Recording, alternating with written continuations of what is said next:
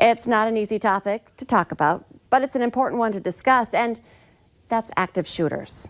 After the February shooting at the Molson Coors campus in Milwaukee, Wisconsin, it's a reminder to make sure our workplaces have a plan in place in the event this should happen. The Valley Today's Abby Furchner joins us live this morning as she is talking with the Cass County Sheriff on how we can all stay safe. Good morning, Abby.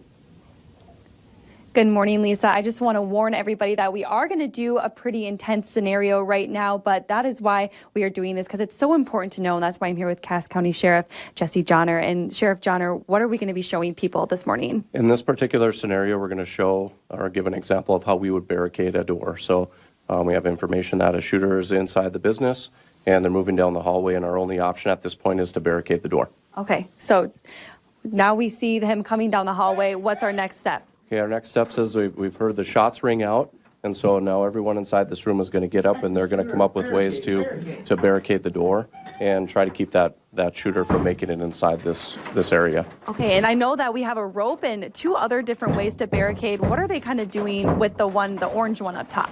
Sure, so they're tying that around the top arm so that the door cannot be opened, and then we've got an individual over there holding the strap around the doorknob, and then of course we've piled things in front of the door. So the whole goal or objective of this is to make this door impenetrable so that the suspect or the shooter can't make it inside here. And I know we were talking too about if there is a window on the side of the door to make sure that you're blocking that too, because if the shooter can't get in, is that kind of delaying at least the people in here to come up with a plan? Yep, it's delaying so that everyone inside of here can come up with something and other ways that they could protect themselves. So they might look to a window and now break out a window and evacuate out of the building.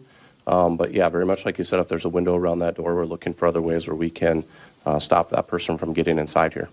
Not an easy topic to talk about. I know we've been saying that a lot this morning, but it's so important to have this action plan put into place no matter where you're working or your organization or your school as well, because it is so important to know what to do in kind of this scary time. I know you might think of, oh my gosh, I don't remember, but as long as you can remember a few things that you take away from this, barricading is definitely an important one. But we'll also be talking too about a few other scenarios here in just a few minutes. And Abby, it seems maybe not as scary when you're prepared and you have a plan in place. Right. We'll check in with you guys Absolutely, again I would soon. totally agree with that. Thank you, Abby. When school's out, a lot of kids struggle to